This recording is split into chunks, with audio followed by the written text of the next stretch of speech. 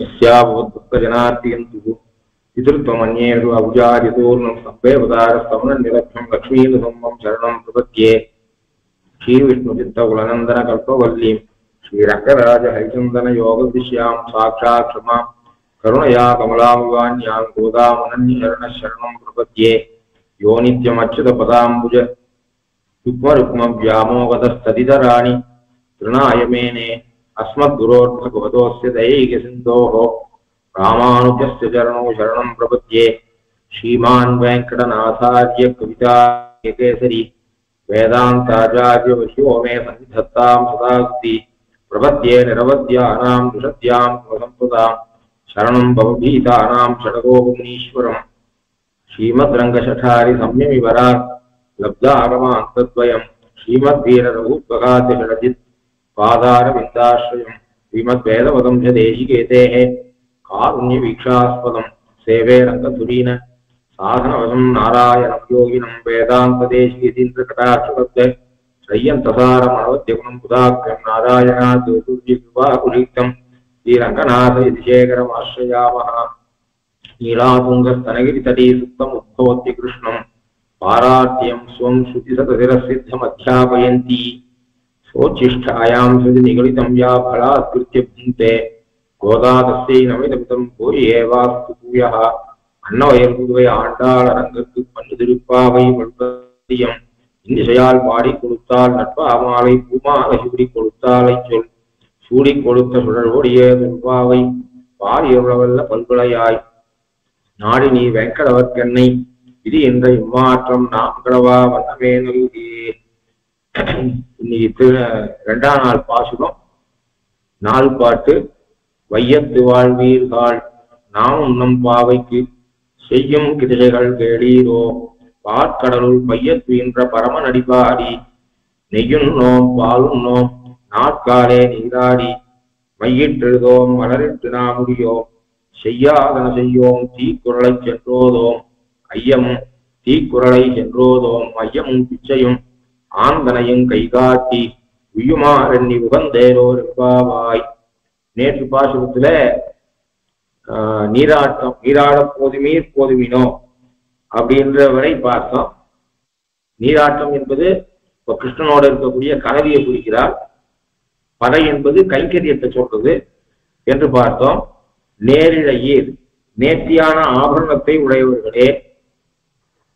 நேர்த்தியான ஆபரணம் என்று சொல்றதாலே இவா கிருஷ்ணன் எப்போ வருவான்னு தெரியாது. கிருஷ்ணன் வரும்பொழுது நாம் தயாராக இல்லாமல் இருக்கக்கூடாது. அப்போ கைங்கரியம் எப்போ கிடைக்குமோ தெரியாது. நமக்கு கைங்கரியம் கிடைக்கணும்னு சொன்னா நாம சுத்தமா இருக்கணும். தீட்சா பாடிட்டு சுத்தமா இருந்தாலும் நமக்கு கைங்கரியம் கிடைக்கும். அப்போ கைங்கரியம் கிடைக்குமா கிடைக்காதான்னு தெரியாட்டாலும் நாமும் ரெடியா இருக்கணும். எக்ஸாம் எப்போ வைப்பான்னு தெரியாது. அதுக்காக எக்ஸாம் டிக்ளேர் பண்ணாவது படிச்சுக்கலாம்னு இருக்கக்கூடாது. புத்திசாலியா இருக்க என்ன பண்ணுவா, எக்ஸாம் போனா வரட்டும், நாம ப்ரிப்பேர் பண்ணிட்டு நிம்மதியா இருக்கணும் என்று இருக்க வேணும். அப்படி இவர்கள் கிருஷ்ணனுடைய சம்ஸ்லேஷத்துக்காக தன்னை எப்பொழுதும் தயாராக வைத்துக் கொண்டிருப்பவர்கள் என்பதை காட்டுறது. இந்த ஆபரணம் மாத்திரம் இல்லை, அவர்களுடைய சௌமியமான ரூபத்தையும் காட்டுது. வசதி ஹிருதி சனாதனே ஜதஸ்மின் பவதி புமான் ஜகதோஸ்ய சௌமிய ரூபா க்ஷிதிரதம் அதிரதம் ஆத்மனோக்தா கதையதி சாருதைவ சாலபோபகா. ஒரு பூப்பிரதேசம் இருக்கு. அந்த பூப்பிரதேசம் நல்ல சாரமான பூமி. அங்க நல்ல ஊட்டமான பயிர்கள் விளையிறது. ஊட்டமான பயிர்களை கொண்டு அந்த பூமி எப்படிப்பட்டது என்பதை நாம் தெரிந்து கொள்ளலாம். பெங்களூர்ல இருந்து ஸ்ரீரங்கம் போகும்பொழுது வழியில சேலத்தின் பக்கத்துல ஒரு சில இடங்கள்ல மாமரங்கள் குட்டி குட்டியா இருக்கும். 5 அடி தான் இருக்கும். அது ஏற வேண்டிய அவசியமே இருக்காது. அதுல இலைகளே தெரியாம அந்த மாம்பழ சீசன்ல இலைகளே தெரியாத மாங்காவும் மாம்பழமும் காய்ச்சது நம்ம பார்க்கிறோம். அது என்ன தெரிகிறது அப்படின்னா, அந்த பூமி ரொம்ப சாரமான பூமியா இருக்கு, அந்த நல்ல ஊட்டமான பூமி எது என்பதை அந்த மாமரம் காட்டுது. இப்ப அந்த பூமியை பரீட்சை பண்ணவே வேண்டாம். அந்த மாமரங்கள் இலையை விட பழங்கள் அதிகம் அப்படின்னு சொல்ற பொழுது அந்த பூமியானது சாரமான பூமி, நல்ல ஊட்டமான பூமி என்பது நமக்கு தானா தெரியுது. அது மாதிரி ஒருத்தர் சந்தியாவந்தம் பண்றானா இல்லையா அப்படின்றத ஜாதகம் பார்க்க வேண்டாம். முகத்தை பார்த்தாலே இது சந்தியாவனம் பண்ற முகம், சந்தியாவனம் பண்ணாத முகம் என்பதை சொல்லிடும். அதனால் அகத்தின் அழகு முகத்தில் தெரியும் என்பதனாலே இவர்கள் இருக்கக்கூடிய கிருஷ்ண பக்தியானது முகத்துல தெரியுது. புது கணிப்பு அவர்களிடத்துல இருக்கிறது முகத்திலே தெரியுது. அப்படிப்பட்ட நேரில் ஐயர் இந்த வியாக்கியானங்கள்ல ஒவ்வொரு சொல்லுக்கும் ஒரு நாள் உபன்யாசம் பண்ணலாம், அந்த அளவுக்கு இருக்கு. நாம முடிஞ்ச அளவுக்கு ஒரு பதத்தையும் விடாம ஓரளவுக்கு பார்ப்போம். சீர் மல்கும் ஆய்ப்பாடி செல்வச் சிறுமியர்கள். சீர் மல்கும், சீர் என்ற சொல்லுக்கு ரெண்டு அர்த்தம் பண்ணலாம். சீர் என்றால் கல்யாணம் என்று ஒரு அர்த்தம் பண்ணலாம். சீர் என்றால் ஸ்ரீஹி என்கிற சம்ஸ்கிருத சப்தமானது சீர் என்றாயிற்று என்று சொல்லலாம். சீர் மல்கும் என்பது எதுக்கு விசேஷனம், எதுக்கு அடைமொழி என்று சொன்னால் ஆய்ப்பாடிக்கும் அடைமொழியாகலாம், செல்வச் சிறுமீர்கள் என்ற சொல்லுக்கும் அடைமொழியாகலாம். ஆய்ப்பாடி சீர்மல்கும் செல்வச் சிறுமீர்கள் அல்லது சீர்மல்கும் ஆய்ப்பாடியை சேர்ந்த செல்வச் சிறுமீர்கள். அப்போ சீர் என்பது கல்யாண குணம் என்று அர்த்தம் பண்ணால் அது கல்யாண குணங்கள் அதிகம் பெற்றிருக்கிற, அதாவது மல்கி இருக்கிற, விஞ்சி இருக்கிற, சீர் கல்யாண குணங்கள் மல்கி இருக்கிற, விஞ்சி இருக்கிற செல்வம் கைங்கரிய சொத்தை உடைய, கைங்கரியம் என்கிற தனத்தை உடைய சிறுமீர்கள், ஆயர் சிறுமீர்களே என்றால், அல்லது சீர் மல்கும் ஆய்ப்பாடி என்று ஆய்ப்பாடிக்கு விசேஷமானால் சீர் என்கிற சொல்லு செல்வத்தை சொல்லி ஷீஹி என்கிற சொல்லாக சொல்லி ஆய்ப்பாடியும் செல்வம் கொண்டது. சிறுமீர்களும் அங்கு வாழக்கூடிய சிறுமீர்களும் செல்வம் கொண்டவர்கள். ஆயர்பாடிக்கு என்ன செல்வம் என்று சொன்னால் கிருஷ்ணன் பிறந்த பிற்பாடு முப்போதும் கடைந்தீண்டிய வெண்ணெய். காசால ஒருவேளை வெண்ணைய கடையிறது இல்லை, 3 வேளையும் வெண்ணெய் கடைகிறா. அந்த அளவுக்கு கோசமுத்தியினால பால் சமுத்தி ஏற்படுது. அது மாத்திரம் இல்லாத ஒரு நாள் பால்ல கடைஞ்சா ஒரு நாள் வெண்ணெய் வரும்படியாக அந்த அளவுக்கு செல்வம் அவர்களிடத்துல இருக்கு என்பதை காட்டுறது. அப்போ சீர்மல்கும் ஆய்ப்பாடி, அந்த ஆய்ப்பாடியை சேர்த்து செல்வ சிறுமீர்கள். அப்போ செல்வம் என்பது கைங்கரிய சொல்லுகிறது. அல்லது கல்யாண குணங்கள் நிறைந்திருக்கிற, கைங்கரிய ஸ்ரீயை பெற்றிருக்கிற, கைங்கரியம் என்கிற செல்வத்தை பெற்றிருக்கிற சிறுமீர்களே என்று சொல்வதாக சொல்லலாம். அது லோகத்துல கிருஷ்ணனோட சம்ஸ்லேஷமும் பகவத் பக்தியும் ஒவ்வொருத்தருக்கும் செல்வம் மாறுபடுறது. பிராமணானாம் தனம் வேதம் தான். சாகி ஸ்ரீஹி அமிர்தா சதாம், சத்துக்களுக்கு ரிக்க சாமம் என்று சொல்லக்கூடிய வேதங்கள் தான் செல்வம் என்று சொல்றது. கைங்கரியம் தான் சத்துக்களுக்கு செல்வம். சொரடு, புட்டுக்கூட, அது மாதிரி களவெட்டு இதெல்லாம் எடுத்துட்டு ராமனோட காட்டுக்கு செல்லும் காலத்துல லக்ஷ்மணோ லக்ஷ்மி சம்பன்னஹா என்று வால்மீகி பகவான் சொல்ற. அப்படி அங்கங்க புராண இதிகாசங்கள்ல கைங்கரியத்தை ஆக்சுவலா பார்த்தா அந்த புராண இதிகாசத்துடைய பாத்திரம் ஒரு கஷ்டமான திசையில் இருக்கிற பொழுதோ அப்போ அவர்களுக்கு இது அடைமொழி இருந்தார். செல்வம் கொண்டவர்கள், லக்ஷ்மி சம்பன்னன், காட்டுக்கு கிளம்புறான், மரபுரியை தெரிச்சுட்டு இருக்கான், கையில சொரடு, புட்டுக்கூட, களவெட்டு இதெல்லாம் எடுத்துட்டு இருக்கான். ஆனா இது கைங்கரியம் பண்ண போறான். ராமனுடைய கைங்கரியம் அவனுக்கு பூர்ணமாக கிடைக்க போகுது என்ற போது அவனை ஸ்ரீமான் என்று சாய்கிறார். இப்படி புராணங்கள்ல இதிகாசங்கள்ல நம்ம நோக்குல பார்க்கும் பொழுது அந்த பாத்திரம் கஷ்டப்படக்கூடிய காலம். ஆனால் அந்த காலத்துலதான் அந்த பாத்திரத்துக்கு லக்ஷ்மி சம்பன்னஹா, நாகவர ஸ்ரீமான் முதலிய ஸ்ரீமான், லக்ஷ்மி சம்பன்னஹா முதலிய அடைமொழிகளை ரிஷிகள் இருக்கிறார்கள். அத மாதிரியாக இவர்கள் கிருஷ்ணனோடு சேர்ந்த அந்த வயசுல ஒத்த வயசுல பிறந்து அவர்களிடத்திலே பக்தி கொண்டவர்களாக இருக்கிறார்கள். அதை உட்பொருள பார்க்கும் பொழுது கல்யாண குணங்களோடு கூடி ஆத்ம குணங்களோடு இருக்கக்கூடிய சிறுமீர்கள் நல்ல மகான்களா இருப்பா, ஞானம் இருக்கும், பக்தி இருக்கும், எதிரையும் நல்ல உயர்ந்தவர்களாக இருப்பார்கள். ஆனா அவர்கிட்ட பழகும் போது பாந்தியம் இருக்கும் அவரிடத்துல. அதாவது அந்த சின்ன குழந்தை மாதிரி இருப்பான்னா, சின்ன குழந்தை எல்லாத்தையும் சாப்பிடும், மனசுல பட்டதெல்லாம் பேசும், அப்படி இல்லை. சிறிய குழந்தைக்கு எப்படியான கள்ளங்கவலம் இருக்காதோ, அதாவது அகங்காராதிகள் இருக்காதோ, அப்படி அகங்காராதிகள் இல்லாமல் தன்னுடைய மகாத்மியத்தை வெளிக்காண்பித்துக் கொள்ளாது இருப்பார்கள் மகாத்மாக்கள். அப்போ சீர் மல்கி இருப்பார்கள், ஆனா சிறுவர்களை போல இருப்பார்கள். அப்படிப்பட்ட மகான்களுடைய தன்மையை சொல்றது. லோகத்துல நீர் பூத்த நெருப்பு போலே எப்படி சொல்றமே அப்படி இருப்பார்கள். அப்படிப்பட்ட செல்வ சிறுமியர்கள் கிருஷ்ணனோட ஒத்த பருவம். இப்போ அந்த ஒத்த பருவத்திலே இருப்பதே இவர்களுக்கு ஒரு உத்கிருஷ்டத்தை, அதாவது இவருடைய மேன்மையை தெரிவிக்கிறது. கண்ணன் இருந்த காலத்துல, இப்போ கூட உலக வழக்கத்துல இருக்கு, அந்த சுவாமி எழுந்தருள் இருந்த காலத்துல நாம வாழ்ந்தோம் என்பதே நமக்கு பெருமை என்று லோகத்துல சொல்றோம். நல்ல மகான்களா இருக்குவாளை பத்தி நாம சொல்லும் பொழுது, நாம அவளை மாதிரி ஞாத்தாக்களா இல்லாட்டாலும் அனுஷ்டாக்களா இல்லாட்டாலும் அப்படிப்பட்ட மகான்களை சேர்க்கும்படியான பாக்கியம் ஏற்பட்டது. அப்படிப்பட்ட மகான்கள் எழுந்தருள் இருந்த காலத்துல நாம எழுந்தருள் இருந்தோம் என்பதே நமக்கு ஒரு உயர்வு என்றெல்லாம் நாம சொல்றோமே. அது மாதிரி கிருஷ்ணன் எழுந்தருள் இருந்த காலத்துல எழுந்தருள் இருந்ததே இவர்களுக்கு ஒரு பெருமை. கிருஷ்ணன் எழுந்த காலத்துல எழுந்தருள் இருக்கா, அதாவது கிருஷ்ணன் இல்லாத காலத்துல, கிருஷ்ணன் அவதரிக்கிறதுக்கு முன்னாடி அந்த ஆயர்பாடியில வாழ்ந்தவா இருப்பா. கிருஷ்ணன் அவதாரத்தை முடிச்சுட்டு எழுந்தருளினா விட்டு அந்த ஊர்ல வாழ்ந்தவா இருப்பா. அப்படி இல்லை, கிருஷ்ணன் வாழ்ந்த காலத்திலேயே வாழறா. கிருஷ்ணன் வாழ்ந்த காலத்துல ஆயர்பாடியில இல்லாமல், அவன் ஆயர்பாடியில இருந்த போது ஆயர்பாடியிலே வாழாமல் வேற எங்கேயோ வாழ இருப்பான். அப்படியும் இல்லை, வேற இடத்துலயும் வாழல. சரி, கிருஷ்ணன் வாழ்ந்த காலத்திலேயே வாழறா, கிருஷ்ணன் எழுந்து இருந்த இடத்திலேயே வாழறா. ஆனால் ஒத்த வயசுல வாழ்ந்தவர்கள் இல்லை, சமான வயஸ்காரா இல்லை. அப்பயும் அவளுக்கு பாக்கியம் குறைவுதான். எழுந்தருள் இந்த ஊர்ல எழுந்தருள் இந்த காலத்துல இருந்த பெரியவாளுக்கு பாக்கியம் தான். ஏன்னா கிருஷ்ணன் கண் அவ மேல பட்டு இருக்கும், கிருஷ்ணனுடைய கடாட்சத்துக்கு பாத்திரமா இருப்பார். ஆனா தண்ணீர் 1000 பிள்ளைகளோடு தளர்நடையிட்டு வருவான் என்று ஒத்த வயசை கொண்டவர்களாக அந்த ஆயர்வாடியிலே வாழும்படியான பாக்கியத்தை பெற்றவர்களே. அப்போ ஒரு வீட்டுல பிறக்கும்போது கூட, மகான்களுடைய ஆத்துல பிறக்கும்போது கூட, நாம எப்ப பிறந்திருக்கோம் அப்படின்றதுல கூட ஒரு பாக்கியம் உண்டு.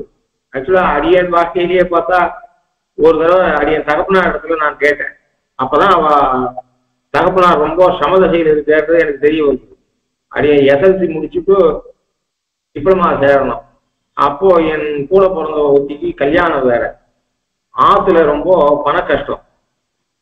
அந்த டிப்ளமா சேர்றதுக்கு ஒரு 2000 ரூபாய் ஏதோ ஃபீஸ் கட்டணும், ஆரம்ப அட்மிஷன் ஃபீஸ். அதுக்கு பணம் இல்லை. ஒருத்தர் இடத்துல கடன் வாங்கி அடியன் தகப்பனார் கொடுத்துட்டு, என் தங்கை என்னுடைய அக்கா ஒத்திக்கு கல்யாணம், திருவேந்திபுரத்துல கல்யாணம். அவன்கிட்ட அந்த கடன் வாங்கினவா கிட்ட இன்னும் ஒரு 10 நாள் உனக்கு கொடுக்குறேன் அப்படின்னு. ஏன்னா கல்யாணம் இருக்கும் பொழுது நகையை அடகு வச்சு அந்த 2000 ரூபாயை கொடுக்கணும். என் கூட பிறந்த கல்யாணம் இருக்கிறதுனால கல்யாணத்தன்னைக்கு அடியன் தாயாருக்கு கழுத்துல நகை இல்லாம இருந்தா நல்லா இருக்காது அப்படின்றதுக்காக அவர்கிட்ட வாங்கி 2000 ரூபாயை ஃபீஸ் கட்ட வச்சுட்டோ, திருவேந்திபுரத்துல கல்யாணம் ஆச்சோ இல்லையோ, அவ பழவேலிக்கு வரத்துக்கு 4 நாள் 5 நாள் ஆகும்ட்டு முகூர்த்தம் முடிஞ்ச உடனே அடைய தாயார் அந்த நகையை கைட்டி கொடுத்தா. இத போய் கடையில வச்சு 2000 ரூபாய் பணம் வாங்கி அதை அவ கிட்ட கொடுத்துருவோம், யாருக்கிட்ட கடன் வாங்கினோ கொடுத்துருவோம் அப்படின்னு. அப்புறம் நடந்தது, காரியம் நடந்தது. அப்புறம் அவ ஒரு வாரம் கழிச்சு ஆத்துக்கு வந்த போது, எனக்கு அப்பதான் முதல் நமக்கு படிப்பு சொல்றதுக்கு இது மாதிரி சமதசையில் இருக்கு அப்படின்றது எனக்கு தெரிஞ்சது. குடும்பம் சமதசையில் இருக்குன்னு பொதுவா புரிஞ்சிருந்தாலும் கூட இந்த அளவுக்கு சமதசை இருக்கு அப்படின்னு புரிஞ்சுது. அப்புறம் பேச்சுவார்த்தையில அப்பா ஊருக்கு வந்தா விட்டு ஒரு நாள் சொன்னேன், நான் கணக்க முன்னாடியே பிறந்துட்டு இருந்தேன்னா, முன்னாடி பெண் குழந்தைகள் நான் 4ஆவதாக பிறந்தேன். நான் முதல்ல பிறந்துட்டு இருந்தேன்னா உனக்கு உத்தியோகம் போயிட்டு இருப்பேன், உனக்கு இந்த பண கஷ்டமே வந்திருக்காது அப்படின்னு நான் ஏதோ பேச்சுவார்த்தையில அப்பா கிட்ட சொன்னேன்.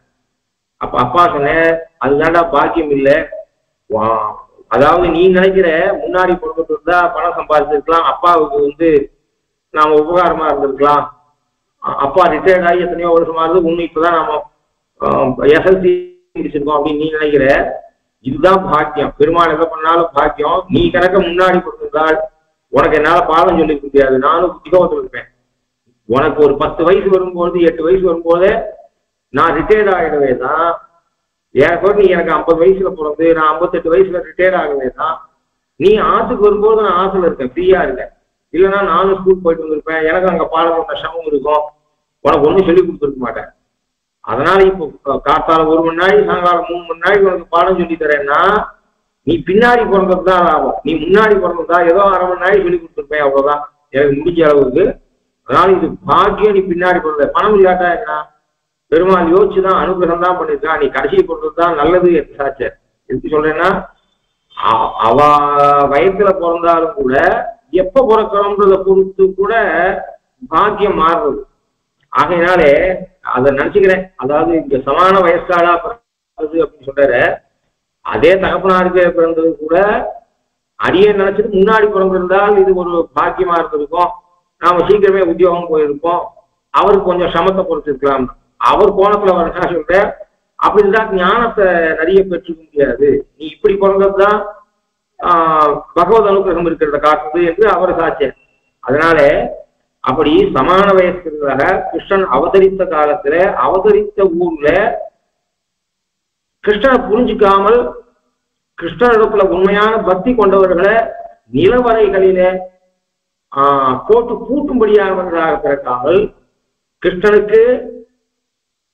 கிருஷ்ணன் பிறந்த ஊர்ல பிறந்த காலத்துல அவனுக்கு மொத்த வயசுல அவனோட விளையாடும்படியாக அவனோட சம்சேஷிக்கும்படியாக அப்படிப்பட்ட பாக்கியம் பெற்றவர்களே சிறுமீர்கால் பூர்வேல் கொடுந்தொழிலன் நந்தகோபன் குமரன்.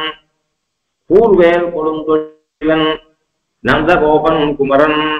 இந்த பூர்வேல் கொடுந்தொழிலன் என்ற இந்த சொல்ல நந்தகோபனுக்கும் அடைமொழியாக்கிக்கலாம், நந்தகோபன் குமரனுக்கும் அடைமொழியாக்கிக்கலாம். குமரன் குமாரன் என்ற சம்ஸ்கிருத சப்தம் குமரன் இருக்கு, பிள்ளைன்னு அர்த்தம். கூர்வேல் கொடுந்தொழிலன் குமரன் என்று சொன்னார். ஏன்னா மேல இவள் வென்று பகை கெடுக்கும் நின்கையில் வேல் போற்றி என்று கிருஷ்ணனுக்கும் வேல் இருக்கிறத சொல்றார். அப்போ கிருஷ்ணன் எப்படிப்பட்டவன்? நந்தகோபன் குமரன் எத்தகையவன் என்று சொன்னால் கூர்வேல் கொடுந்தொழிலன், கூர்மையான வேலில் இருக்கக்கூடிய கொடுந்தொழிலன், எதிரி நிரசனம் பண்ணக்கூடியவன் அவன் என்று பொருள் கொள்ளலாம் மேல் பாசனத்துக்கு தகுந்த மாதிரி. அப்படி இல்லை என்று சொன்னால் நந்தகோபனுக்கு அடைமொழியானால் கூர்வேல் கொடுந்தொழிலன் நந்தகோபன். நந்தகோபன் என்றால் மகிழ்ச்சி உடையவன், சந்தோஷப்படுபவன், மகிழ்ச்சியை பெற்றிருப்பவன் என்ற அர்த்தம். வசுதேவர் இருந்த அவர் தபஸ் பண்ணி பல்லாண்டுகள் தபஸ் பண்ணி தேவகியும் வசுதேவரும் கிருஷ்ணனை பெற்றிருக்கார். ஆனால் அவரால் அனுபவிக்க முடியல, கிருஷ்ணனை அனுபவிக்க முடியல. இவர் தான் அனுபவிச்சார், நந்தகோபன் தான் அனுபவிச்சார். அவர் தேவகி புலம்பராக குலசேகர ஆழ்வார் 10 பாசனம் சாய்கிறார். அதுல எவ்வளவு ஆட்சாமையை அவர் தெரிவிக்கிறார். உந்தையாவன் உரைப்பனன் செங்கேளினும் கடைக்கண்ணினும் காட்ட நந்தன் பெற்றனன் நல்வினையில்லா நங்கள் கோனும் வசுதேவன் பெற்றினரே.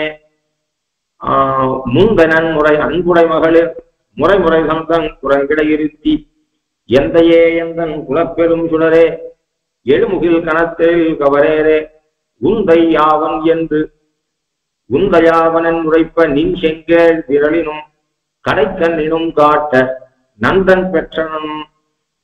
மடியில எல்லாரும் கிருஷ்ணனை சந்தோஷமாக எடுத்து தன்னுடைய மடியில உட்கார வச்சுட்டு அவர் பேச ஆரம்பிக்கிற காலத்துல உங்க அப்பா யாரு காட்டு அப்படின்னு சொன்னா அவன் நந்தனை தன்னுடைய கையால மாத்திரம் இல்ல கடைக்கண்ணாலேயும் காட்டுறான். உங்கை ஆவனன் வைப்ப நீ செங்கேள் விரலினும் கடைக்கண்ணினும் காட்ட. புத்திசாலியா இருக்கிறதுனால குழந்தை துருத்துருத்து குழந்தையா இருக்கிறதுனால உங்க அப்பா யாரு அப்படின்னு யாராவது கேட்டால் கையால வசுதேவரை காட்டணும், கண்ணால வசுதேவரை காட்டணும். இந்த குழந்தை தன்னுடைய கடைக்கண்ணாலேயும் அழகிய விரலாலேயும் நந்தகோபனை காட்டுது.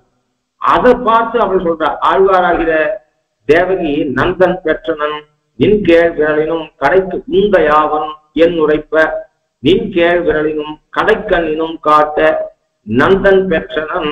நந்தன் பாக்கியம் பண்ணான், நல்வினையில்லா நங்கள் ஓன் வசுதேவன் பெற்றிலனே என்று அப்படிப்பட்ட பாக்கியம் பண்ணவன் நந்தகோபன். பரமசாத்விகர். ஒரு புல்ல கூட மெரிச்சுட்டு நடக்கிற இடத்துல நாமெல்லாம் என்ன பண்ணுவோம், எறும்பு மெரிக்க கூடாதுன்னு நினைப்போம். ஆனா புல்ல மெரிச்சோம். பொதுவா மனுஷன் என்ன பண்ணுவான், ஒரு பிராணியை மெரிக்க கூடாது, அதாவது ஒரு ஊர்வனை ஒரு எறும்பை மெரிக்க கூடாது அப்படிதான் நினைப்பேன். மனுஷாளுக்குலாம் புல்ல மெரிக்கிறதுனா அது ஒரு பெரிய தப்பா தோணாது. ஆனால் பரமசாத்விகனான இந்த நந்தகோபன் ஒரு நடந்து போகும்போது புல்ல கூட மெரிக்க மாட்டான், பசும்புல்ல கூட காலால தொட மாட்டான். அப்படிப்பட்ட நந்தகோபன் இப்ப எப்படி ஆயிட்டான்னா பொங்கும் பறிவு, குழந்தைக்கு என்ன இருக்குமோ என்கிற இந்த எண்ணம். ஏன்னா ஆயர்பாடிக்கு வந்ததுல இருந்து குழந்தைக்கு ஏதாவது ஒரு கிளேசம், பூதனை முதலிய கிளேசம் வந்துட்டே இருக்கிறதுனால அவன் பொங்கும் பறிவினாலே ஆத்துல எத்தனை வேல் வச்சிருந்தானோ பல வேல் அத்தனையும் சாணம் பிடிச்சு வச்சிருக்கான், அப்படி வச்சிருக்கான். சரி, அந்த வேலை கொண்டு ஆயர்வாடிக்குள்ள புலி வந்தது, சிங்கம் வந்ததுன்னா அந்த வேலை உபயோகப்படுத்துறான்னா, குழந்தை படுத்து இருக்க கட்டின் கீழே ஒரு எறும்பு வந்தா கூட எறும்பை கையாலேயே நசிக்கலாமோ இந்த வேலையை எடுத்துக்கலாம், சாணத்தீட்டு இந்த வேலையை எடுத்துக்கிறான். அப்ப கோபம் இவனுக்கு எவ்வளவு வருது அப்படின்னா சிங்கத்து மாதிரி கோபம் வருது. அப்போ கட்டிலுக்கு கீழே இருக்கக்கூடிய எறும்பை பார்த்து சிங்கம் சேர்ற மாதிரி சேர்றான், கையால நசிக்க வேண்டிய எறும்பை கூர்வேலால நசிக்க பார்க்கறான். அப்படிப்பட்டவனாக ஆகிட்டான். நான் குழந்தைகிட்ட இருக்கக்கூடிய ஆவலால கூர்வேல் கொழுந்தொழிலன் கிருஷ்ணன் பிறந்தான். அப்படி பசுப்புள்ள கூட மெரிக்காதவன் கூர்வேல் கொழுந்தொழில நான் நந்தகோபன் குமரன். அந்த நந்தகோபனுக்கு குமரன் பவ்யனாக இருப்பவன். ஊர்ல யாராவது ரிப்போர்ட் வந்தது, இவனை பத்தி கம்ப்ளைண்ட் வந்தது அப்படின்னா, கிருஷ்ணா இங்க வா அப்படின்னு கூப்பிட்டா வந்து பிரதட்சணம் பண்ணி பிரணாமம் பண்ணி கையை கட்டிட்டு வாயை பொத்துட்டு நிக்கிறத பார்த்தா அவ்வளவு பவ்யனா இருப்பான். இந்த குழந்தையா இப்படி பண்ணிருப்பான் அப்படின்ட்டு அவனுக்கு இவனுக்கு வெய்யவே தோணாது, கிருஷ்ணனை வெய்யவே தோணாது. இவ்வளவு குழந்தை பச்சிலம் குழந்தை இவ்வளவு சாத்விகனா இருக்கான் என்னும்படியாக இருப்பான். இதே மாதிரியாக யாராவது முறையிட்டா யசோதை கிட்ட வந்து அப்படின்னா, யசோதை இளஞ்சிங்கம் யசோதை கூட்டு ஏண்டா இப்ப எல்லாம் படுத்துது நீனு ஊர் மனுஷாலாம் வந்து கம்ப்ளைண்ட் பண்ற அப்படின்னு சொன்னா, நீ பார்த்தியா அப்படின்னு எதிர்த்து பேசுவான். அவனுக்கு குமரனாக இருக்கிறான். ஊர்வேல் கொடுங்கொள்ள நந்தகோபனுக்கு குமரனாக இருக்கிறான். ஆனா ஏறாந்த கண்ணி யசோதைக்கு சிங்கமாக இருக்கிறான். அப்படி அவ சொன்னா சொல்லட்டும், நான் அப்படிதான் நடந்துப்பேன், நீ என்ன வேணா பண்ணிக்கோ, அவன் கூட நீ சேர்ந்துக்கிறிய, எனக்கு சப்போர்ட் பண்ண மாட்டேங்கிறிய அப்படின்னு அம்மா கிட்ட சிங்கம் கட்சிக்கிற மாதிரி கட்சிப்பான். இது லோகத்திலேயே உண்டு. அப்பான்னா ஒரு பயம், அம்மான்னா ஒரு குழந்தைகளுக்கு ஒரு இது. அது லோகத்துல இன்னைக்கு வரை இருக்கு. அதால்தான் அந்த சப்தத்தை கூட ஊர்வேல் குழந்தை நந்தகோபன் குமரன், ஏறாந்த கண்ணி யசோதை இளம் சிங்கம், அங்க குமரன் இங்க சிங்கம் அப்படின்னு பதப்பிரயோகம் பண்றார். அப்பா ஊருக்கு போனார், எங்கேயும் வெளியூருக்கே போக மாட்டார். போனா 10 நாள் திருவள்ளூருக்கு தை மாதம் இஜிமேட் திருநட்சத்திர கைங்கரியத்துக்கு போவேன். அது 10 நாளும் எனக்கு கொண்டாட்டம். ஏன்னா அப்பா ஊர்ல இல்ல, நாம நம்ம இஷ்டத்துக்கு இருக்கலாம். அதுக்குள்ள மேட்னி 2 பார்த்துக்கலாம், சினிமா திரு சொல்ல வேண்டாம். வருஷம் மொத்தம் போட்டு படுத்துறதுக்கு எனக்கு சிறையை விட்டு வெளில வந்த மாதிரி இருக்கும். அப்பா திருவள்ளூர் போறது. ஆனால் ஐயோ 9 நாள்ல வந்துட போறாரு அப்பா, 8 நாள்ல வந்துட போறாரு, 7 நாள்ல வந்துட போறேன்னு கூடவே அது வேற இருக்கும், மனசுக்குள்ள இருக்கும். அப்போ ஏமாத்துக்கு கடைசியில அவர் வேற லிஸ்ட் கொடுத்துட்டு போயிருப்பார். இவ்வளவு திரு சொல்லியிருக்கணும், இவ்வளவு சம்ஸ்கிருத வாசிக்கணும் அப்படின்னு வேற லிஸ்ட் கொடுத்துட்டு போயிருப்பார். அது வேற கடைசி 2-3 நாள் வரும்போது பயமா இருக்கும். அம்மா கிட்ட அப்ப சொல்றது, தினம் 500 ரூபாய், ஒரு நாளைக்கு 50 பாட்டு கூட திரு சொல்லியிருக்க மாட்டோம், தினம் 500 பாட்டு திரு சொன்னான் அப்படின்னு நீ சொல்லு. அது மாதிரி எப்ப பார்த்தாலும் சம்ஸ்கிருதம் என்ன வாசிக்கிறான்னு எனக்கு தெரியாது, ஆனா எப்ப பார்த்தாலும் கையில சம்ஸ்கிருத புக் வச்சிருந்தான், சாகித்ய புக் வச்சிருந்தான் அப்படின்னு நீ சொல்லுன்னு அது வேற நம்ம அம்மாவை பொய் சொல்றதுக்கு நாம சொல்லுவோம். அவளும் பாவம் அவர் அடிச்சிட போறே அப்படின்றதுக்காக என்ன பண்ணுவோம், எப்ப பார்த்தாலும் ஏதோ படிச்சுட்டு இருந்தான். அப்புறம் அந்த சினிமாவுக்கு போயிட்டு வந்து சொல்லவே மாட்டா, மேட்னிக்கு அவதான் 50 பைசா கொடுத்து போய் பார்த்துட்டு வராதுவோம், அதெல்லாம் சொல்ல மாட்டா. பாவம் பிள்ளைய காப்பாற்றணுன்ற எண்ணத்தினால ஒரு நாளைக்கு 500 பாட்டு சொன்னான் திரு அப்படின்னுவோம். சம்ஸ்கிருதம் எதையோ படிச்சுட்டே இருந்தான் அப்படின்னுவோம். பாவம் எதுக்கு சொல்றேன் அப்படின்னா, ஏறார்ந்த கண்ணி யசோதை இளம் சிங்கம். தாயார்னா பசங்களுக்கு அது ஒரு அவள்கிட்ட அது மாதிரி எண்ணம், சிங்கம் மாதிரி செய்யறது, நீ என்ன கேட்கறது. அம்மாவை எதிர்த்து பேசும் குழந்தைகள், அப்பாவனா எதிர்த்து பேசாது, பவ்யமாக இருக்கும். அப்படியே இருந்தான். ஏறார்ந்த கண்ணி யசோதை இளஞ்சிங்கம். கண்ணி பெண்பால் சொல்லு, இவன் கண்ணன். ஏறார்ந்த கண்ணி, அவள் நெத்தியெல்லாம் கண்ணாயிடுச்சு, காது வரை கண்ணாயிடுச்சு. ஏன்னா அந்த கிருஷ்ணனுடைய கண்ணனை பார்த்து அவள் கண்ணி ஆயிட்டா. ஏறாத கண்ணி, பொதுவாகவே அழகான கண்ணனுடையவள் கிருஷ்ணனை அனுபவிச்சு ஏறாத கண்ணியாக ஆயிட்டா. அவள் கண்ணனை பார்த்து பார்த்து அவனுடைய அழகை பார்த்து அவனுடைய சேஷத்தை பார்த்து பார்த்து அவருடைய கண்கள் பெரிதா என்ன அழகு குறித்து முழுதும் வெண்ணை அலைந்து சொத்துண்ணும் முகிலிடம் சிறு தாமரை கையும் எழில்கொள் தாம்பு கொண்டடிப்பதற்கு எல்கு நிறையும் வெண் தைர்வாய்ந்த செவ்வாயும் அழுகையும் அஞ்சி நோக்கும் அந்நோக்கும் அணிகொள் செஞ்சிருவாய் நடிப்பதுவும் தொழுகையும் இவை கண்ட அசோதை தொல்லை இன்பத்து இறுதி கண்டாளே என்று இவற்றை கண்டு கண்டு அவள் பூரித்து போனாள். அப்படிப்பட்ட அழகிய கண்ண உடையவள் கார்மேனி செங்கன் கதிர்மதியும் போல் முகத்தான். கார்மேனி சாபத்தை போக்கக்கூடிய வெயில் காலத்துல ஒரு மேகம் வந்தது என்று சொன்னால் அந்த மேகத்தை பார்த்து எவ்வளவு சந்தோஷத்தை அடையுமோ அப்படி சம்சார தாபத்தை எல்லாம் போக்கும்படியான திருமையை உடையவன் செங்கன். உபனிஷத்துக்கள்ல கூட பகவானுக்கு அசாதாரணமான லட்சணமாக சொல்லப்பட்டது. புராண இதிகாசங்களையும் பகவான் அவதரிக்கும் போதெல்லாம் இந்த செங்கன் உடையவனாகவே பிறக்கிறான் என்று புராண இதிகாசங்களும் சொல்லக்கூடியது. அப்படிப்பட்டவன் கதிர் மதியம் போல் முகத்தான். கதிர் பிரகாசிக்கக்கூடிய மதி. அம் என்கிற சொல்லு சாரியை. மதியம்முக்கு மதிதான் அர்த்தம், அம்முக்கு அர்த்தம் கிடையாது. கதிர்மதி முகத்தான், கதிர் போல் முகத்தான், மதி போல் முகத்தான். மதி அம்முக்கு அர்த்தம் கிடையாது. கதிர் என்று சொன்னதுனாலே பிரகாசத்தோடு கூடிய கதிரவனை சொல்றது. கதிரவனை போன்றவன் மதியை போன்ற முகமுடையவன். சூரியனை போன்ற முகம், சந்திரனை போன்ற முகமுடையவன். சூரியன் எதற்கு உண்மை என்று சொன்னால் பிரகாசத்துக்கு, ஒளியுடன் கூடியிருக்கிறது. எத்தனை செய்யணும் என் மகன் முகம் நேருவாய் என்று சொல்ற. அப்போ சந்திரனை பார்க்கும் பொழுது சந்திரன் சீத கிரணம், குளிர்ந்த கிரணத்தை உடையவன். சூரியன் உஷ்ண கிரணம், அதுல உப்பு இல்லை. அப்போ பிரகாசம், சந்திரனுக்கு குளிர்ந்த கிரணத்தை பொழியக்கூடியவன், ஆனால் அவனுக்கு பிரகாசம் கிடையாது. அவனுக்கு வளர்பிற தேய்பிற உண்டு, அதாவது ஏற்ற சுருக்கம் உண்டு. ஏற்ற சுருக்கம் சூரியனுக்கு கிடையாது. நல்ல பிரகாசத்தை கொடுக்கக்கூடியவன், பிரகாசிக்கக்கூடியவன், ஆனால் வெப்பமான கதிர உடையவன். ஸோ அதுல எடுத்துக்க வேண்டியது எடுத்துட்டு இதுல எடுத்துக்கலாம். இவன் முகம் சூரியனை போல பிரகாசிக்கிறது, என்றும் ஒரே மாதிரி வளர்பிற தேய்பிற கிடையாது. ஒரு நாள் மங்கின ஒளி, ஒரு நாள் அதிகமான ஒளி என்பது கிடையாது. சூரியனை போலே எப்பொழுதும் ஒருபடிப்பட்ட பிரகாசத்தை உடைய திருமுகம். ஆனால் சூரிய இடத்துல இருக்கக்கூடிய அந்த வெப்பம் கிடையாது, கிரணத்துல இருக்கக்கூடிய வெப்பம் கிடையாது. வெம்மை இல்லாமல் குளிர்ந்த கிரணத்தை உடையவன், அதுக்கு மதி. அப்படிப்பட்டவன் கதிர் மதியம் போல் முகத்தான்.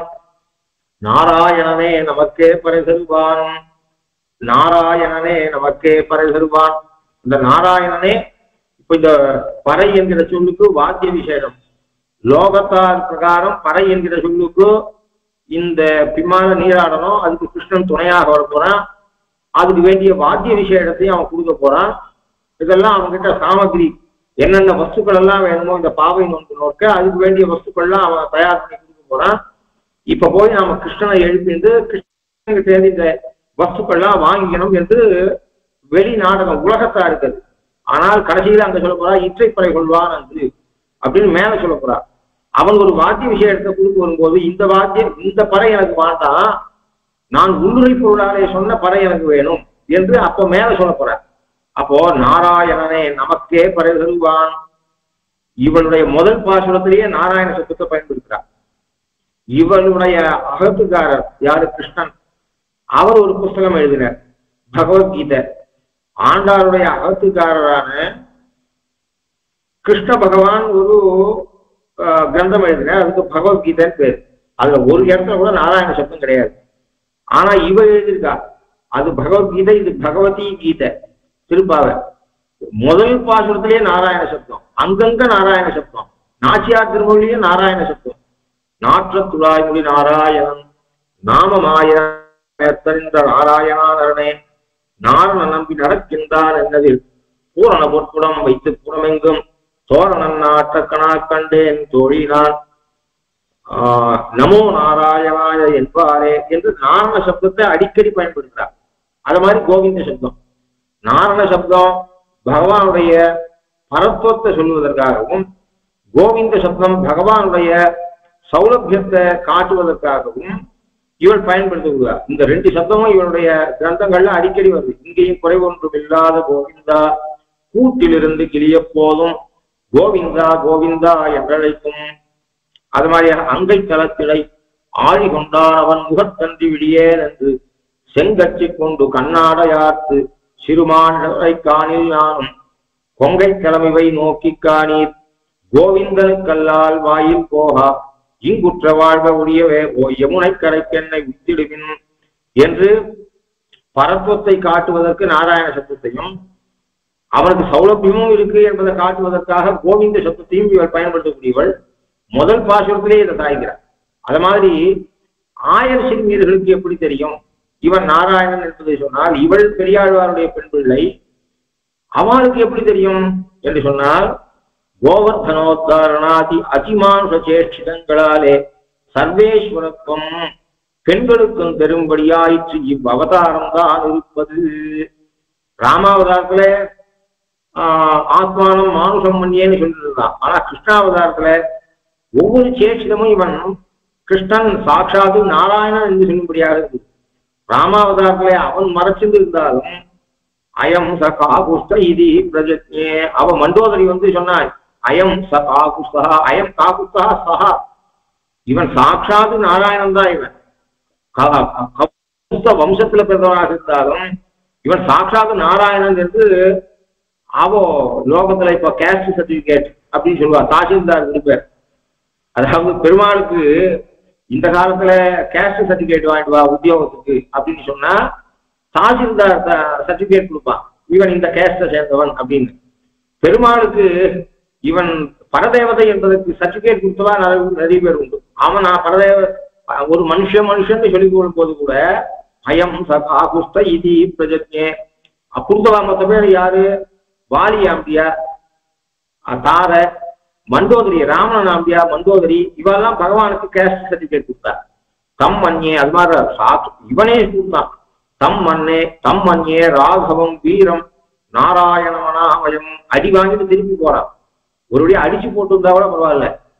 ஆஸ்வாச நிதியாக ரசிச்ச தம்பின்னு சொல்றான். நீ போய் இன்று போய் நாளை வான்னு நான் சொல்றோம், தமிழ்ல சொல்றோம். பெருமாள் இன்று போய் நாளை வான்னு சொல்லவே இல்லை. நீ போ ஆஸ்வாசம் பண்ணிக்கோ, உனக்கு ஒண்ணு 10 நாள் போகணும்னா எனக்கு ஒண்ணு நீ சரணாகி பண்ணா கூட போறோம், உயிரை எடுக்கணும்ன்றதுக்காக நான் இல்லை, நான் கருணாக்காக மனசை மாறி காலில் விழுந்து நான் பண்ணது தப்புன்னு சொல்லி சீதையை கொடுத்துட்டு நீ காலில் விழுந்தாலும் பரவாயில்ல. அதனால நீ போ, உன்னை எக்யூப் பண்ணிக்கோ, ரதம் போயிடுத்து, எல்லாம் போயிடுத்து, ரதத்தை சரி பண்ணிக்கோ, ஆயுதங்களை சரி பண்ணிக்கோ, உடம்ப தேத்திக்கோ வா, எப்ப வரையோ வா, நான் வெயிட் பண்றேன் தான் பகவான் சாட்சியம். அப்போ அப்போ அவன் சொல்றான், திருப்பி உங்க சொல்றான், தம்மன்யே ராகவம் வீரம் நாராயணம் அனாமயம், இவன் சாட்சாத்து நாராயணனாகத்தான் இருக்க வேணும் என்று ராவன் சொல்றான். பகவானுக்கு கேஸ்ட் சர்டிபிகேட் கொடுக்குறான். அப்படி இவாள் என்ன பண்றா, ஆனா ராமாவதாரத்துல இப்படி அவனுடைய செயலை கொண்டு அவன் எவ்வளவு மறைச்சுக்கணும்னு பார்த்தாலும் ஒரு சில அதிகமான சேஷ்டிதங்களாலே அவனுக்கு பரப்பம்னு தெரிஞ்சது. ஆனா கிருஷ்ணாவதாரத்துல ஒவ்வொரு செயலுமே இவன் சின்ன குழந்தையானதிலிருந்து இவன் பண்ண பூதனா சம்ஹாரத்திலிருந்து கோவர்தனோத்தாரணம், அதுவும் கோவர்தனோத்தாரணம் பண்ணி இந்திரன் பட்டாபிஷேகம் பண்ணான், கோவிந்த பட்டாபிஷேகம் பண்ணான். ஆகினால பெருமாளுடைய ஒவ்வொரு சேஷ்டிதமுமே அதாவது நல்ல வாசிச்சவன், மகா கெட்டிகாரன், வீரன், அப்படிப்பட்ட ராவணன் இல்லை. ஆயர் சிறுமியர்கள் கூட கேஸ்ட் சர்டிபிகேட் கொடுக்கும்படியாக கோவர்தனோத்தாரணாதி அதிமான சேஷ்டிதங்களாலே சர்வேஸ்வரத்துவம் பெண்களுக்கும் அறியாத ஆயர் சிறுமிகளுக்கும் கூட தெரியும்படியாயிற்று அவதாரம் தான் இருப்பது. அப்படிப்பட்ட நாராயணன் ஆயர் சிறுமியர்க்க கிருஷ்ணனே நமக்கு பரவருவானுக்கு தானே பாட்டு எழுதணும். இவள் பெரியாழ்வார் பெண் பிள்ளை. ஆனா இப்ப என்ன வேஷத்தை தரிச்சிருக்கா, ஆயர் சிறுமியோட வேஷத்தை தான் தரிச்சிருக்கா. அப்ப இவள் எப்படி நாராயணனேன்னு சொன்னா எப்படி சொன்னால், எப்போ அவன் கோவர்தன மலையை உத்தாரணம் பண்ணி 7 நாள் தூக்கிட்டு இருந்தானோ அப்பயே நாராயணன் என்பது அவர்களுக்கு நன்னாக தெரிஞ்சு போயிடுது. ஆகையினாலே நாராயணனே நமக்கே பறை தருவான். இவன் அவதாரணத்தை விடவே மாட்டான். சாஸ்திரத்துல அசதி பாதகே சர்வம் வாக்கியம் சாவதாரணம்னு உண்டு. அந்த தமிழ்ல ஏகாரம், சம்ஸ்கிருதத்துல ஏவகாரம்னு சொல்றோம். ஏவா என்கிற சப்தத்தை அங்க சேர்க்கிறோம் சம்ஸ்கிருதத்துல, தமிழ ஏவ சேர்க்கிறோம். நாராயணனே நமக்கே பறை தருவான் என்று சொன்னாலும் பகவத் விஷயத்துல அதை அவளா சேர்த்துக்கிட்டோம்னு இல்லாமல் இவள் எங்கேயுமே ஏவகாரத்தை சேர்த்து ஆண்டாள் ஏவகாரத்தை நம்ம சேர்க்க விட மாட்டா, அவளே சேர்த்துருவள். அதனால இங்க நாராயணனே நமக்கே பறை தருவான். சுவரில் புராணனின் பேர் எழுதி எல்லாத்தையும் பார்க்கலாம். திருப்பாவிலையும் பார்க்கலாம், நாச்சியார் திருமொழியிலையும் பார்க்கலாம். சுவரில் புராணனின் பேர் எழுதி துறவன கொடிக்களும் துரங்கங்களும் கவரி பிராக்களும் கருப்பு வில்லும் காட்டி தந்தேன் கண்டாய் காமவா அவரப்பிராயம் தொடங்கி என்றும் ஆதரித்தெழுந்தையன் தலைமுறைகள் துவரை பிரானுக்கே சங்கல்பித்து தொழுது வைத்தேன் கொல்ல விதி கிற்றியே. இவர் ஏவ என்ற சப்தத்தை இவர் பயன்படுத்துவோம். ஏகாரத்தை இவள் தானாவே பயன்படுத்துவோம், நம்ம சேர்த்துக்கிறதுக்கே விட மாட்டான். அந்த அளவுக்கு சொல்லக்கூடியவள். அதனால அவர் என்ன சொல்ற, நாராயணேன்றதுனால சாதன நைரபேட்சம் சொல்லிட்டு எது பெரியாச்சாமல சாகிற சாதன நைரபேட்சம். அப்படின்னா நாம ஒண்ணும் பண்ணவே வேண்டாம் அர்த்தம் இல்லை. நாம பண்றது சாதனமாகாது, நாம பண்றது கேவல வியாஜம்தான். பகவான் நமக்கு கைங்கரிக்க கொடுக்கறதுக்கோ அதாவது மோட்சத்தை கொடுக்கறதுக்கோ உபாயா சுப்ராப்தேகே உபனிஷதீதஸ்த பகவான் என்று சாய்கிற பகவான் தன்னை அடைவதற்கு தானே உபாயமாக இருக்குவன் என்பதுதான் வேதாந்தத்தோட சாரம். அப்போ பகவான் தான் என்ன பண்றான், பக்தி யோக ஸ்தானத்துல இருந்து நமக்கு மோட்சம் கொடுக்குறான். பக்தி யோகம் பண்ண முடியாத பிரபன்னாளுக்கு பக்தி யோக ஸ்தானத்துல இருந்து மோட்சம் கொடுக்குறான். அதாவது பிரபத்தி பண்ணுவார்கள். அப்போ பிரபத்தின்றது ஒரு வியாஜமா இருக்கு. உண்மையில யாரு மோட்சம் கொடுக்கறதுக்கு காரணமாரா பகவான். ஒரு எலுமிச்சம்பழத்தை கொடுத்தா ராஜ்யம் கிடைச்சது அப்படின்னா எலுமிச்சம்பழமும் ராஜ்யமும் சதுசமானது இல்லை. அப்போ இந்த உபாயம் ரொம்ப அல்பமாக இருக்கிறதுனால அது கேவலம் வியாஜமாக இருக்கு. அப்போ உபாயமானவன் பகவான் தான். இப்போ அதனால என்ன சொல்றாரு அப்படின்னு சொன்னா, நாராயணனே கொடுப்பான். நாராயணன் தான் கொடுக்குறான், நமக்கே கொடுப்பான். பரமை காந்திகளாக அனன்ய பிரயோஜனாக இருக்கிற பாலத்துக்கு தான் பறை கொடுப்பான், மற்ற பாலுக்கு இந்த பறையை கொடுக்க மாட்டான். அனன்ய பிரயோஜனாக விபீஷன் இருக்கவே தான் கோவிலாழ்வாரை கொடுத்தான். அவன் அந்நிய பிரயோஜனாக ராஜ்யகாட்சியாக அவன் இருந்திருந்தால், ராஜ்யத்தை ஆசைப்பட்டு இருந்தானே ஆனால் அவனுக்கு கோயிலாழ்வாரை கொடுத்துருக்க மாட்டான், விபீஷனுக்கு ரங்க கொடுத்துருக்க மாட்டான். அப்போ பகவான் நமக்கே பறை தருவான், நாராயணனே பறை தருவான். அப்போ அனன்ய பிரயோஜனால நமக்குத்தான் கைங்கரியத்தை கொடுப்பான். கைங்கரியத்தை மற்ற அல்ப விஷயத்தை கேட்கிறவா இருக்கு. அப்போ நமக்கு மற்றதை கொடுக்க மாட்டானா அப்படின்னு சொன்னா, நமக்கு அவன் மற்றத்தையும் கொடுப்பான். சரீராரோக்கியம் அர்த்தாம்ச போகாம் செய்வ ஆணுசங்கிகான் ததாதி தியாயினாம் நித்தியம் அபவர்க்க பிரதோ ஹரிகி. அபவர்க்க பிரதோ ஹரிகி சரீராரோக்கியம் அர்த்தாம்ச மீதி இருக்கிறதையும் கொடுப்பான். அப்போ சரீரத்து ஆரோக்கியத்தை ஒருத்தன் கேட்கிறான், அவனுக்கு மோட்சத்தை கொடுக்க மாட்டான் பகவான். மோட்சத்தை கேட்கிறான், அவனுக்கு இலவச இணைப்பாக இதை கொடுப்பான். அப்போ எனக்கு நியூஸ் பேப்பர் வாங்கினா இலவச இணைப்பு கொடுப்பா, ஆனா எனக்கு இலவச இணைப்பு மட்டும் கொடுனா கொடுக்க மாட்டான். அது மாதிரியாக பகவான் என்ன பண்றான், நமக்கு மோட்சத்தை கேட்டா, அவனுடைய கைக்கரியத்தை கேட்டா மற்றதையும் கொடுப்பான். மற்றதை கொடுக்கும் போது மற்றவாளுக்கு கொடுக்கறதுக்கும் நம்ம கொடுக்கறதுக்கு என்ன வித்தியாசம்னு சொன்னா, கைக்கரியத்தை எப்பயும் அவன் கொடுக்காத இருக்க மாட்டான், கண்டிப்பா கொடுத்துருவான். ஏன்னா அது ஹிதமானது. அதோட வேற ஒரு சில விஷயங்களை நமக்கு கொடுக்கும்பொழுது ஒருவேளை நாமே அவன் இடத்துல வேற ஒன்றத்தை கேட்க மாட்டோம். அனன்ய பிரயோகங்களாக இருக்கிறதுனால, பரமை கார்த்திகளாக இருக்கிறதுனால நாமே பகவான் இடத்துல அல்ப விஷயங்களை கேட்க மாட்டோம். சம்சாரத்தோட அடிச்சு விடு ஏதாவது ஒண்ணு நம்ம அவன் இடத்துல கேட்க வச்சுதானால் அப்ப கூட பகவான் என்ன பண்ணுவான், இது இவனுக்கு ஹிதமா என்று பார்ப்பான். ஹிதம் இருந்தால் கண்டிப்பா கொடுப்பான். அது ஹிதம் இல்லை, நாம கேட்கறது நமக்கு ஹிதமா ஹிதம் இல்லையான்றது நமக்கு தெரியாது. பகவான் ஹிதம்னு தோணிச்சுன்னா அதை கொடுப்பான். நாம கேட்காதையே கூட மோட்சத்தை கேட்ட நமக்கு அதை அவனா கூட கொடுப்பான். ஒருவேளை நாம கேட்டாலும் கொடுப்பான், ஒருவேளை அது ஹிதம் இல்லைன்ற பட்சத்துல கொடுக்காதையும் இருப்பான். அதனால ஏன்னு சொன்னால் அதை சுவாமி சிவரகசத்துல ரொம்ப அழகா அப்படி இல்லை அப்படின்னா அவனுக்கு இது ஹிதம் இல்லைன்னா கொடுக்க மாட்டான், அவனுக்கு ஹிதம். ஆனா இந்த காலத்துல கொடுத்தா ஹிதம் இல்லை என்று சொன்னால் நாள் கழிச்சு கொடுப்பான். அப்போ நமக்கு பாக்கியம். அடியனே சொன்ன பிரகாரம் இப்ப உதாரணம் கொடுத்த மாதிரி அடிய தகப்பனாருக்கு முதல்ல பிறந்துட்டு இருந்தேன்னா இந்த அளவு அவரிடத்துல வாசிக்க முடியாது. ஏன்னா அவரும் விருத்தியில நிமக்தரா இருப்பார், ஏதோ கொஞ்சம் பாடம் சொல்லி கொடுத்துருப்பார்.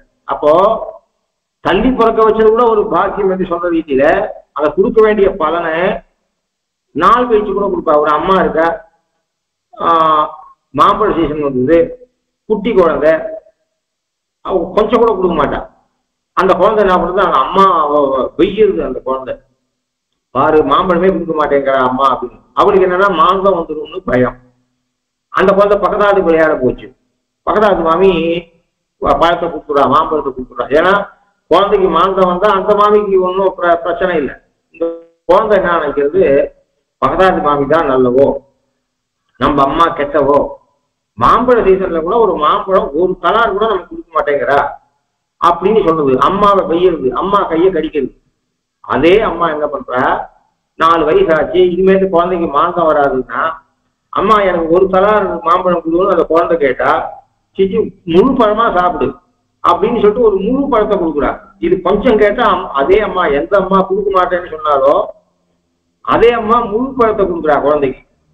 அப்படி பகவான் அவசியம் கைங்கரியத்தை கொடுப்பான். ஏன்னா அது ஹிதமானது. நமக்கு ஹிதமானதெல்லாம் பகவான் அவசியம் கொடுப்பான்.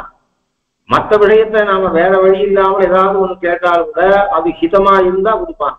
அதனால இவருக்கு பின்பு கஷ்டம் வரும்னு சொன்னா கொடுக்க மாட்டான். அல்லது இப்ப கொடுக்குவானா பின்னாடி கொடுக்கலாம் என்று நினைப்பான். ஏன்னா பரமை காந்திகள் அவன் தனக்கு ஆத்மாவாக நினைக்கக்கூடியவன். ஆகையினால ஒரு காலம் பகவான் நமக்கு கெடுதல் பண்ணவே மாட்டான்.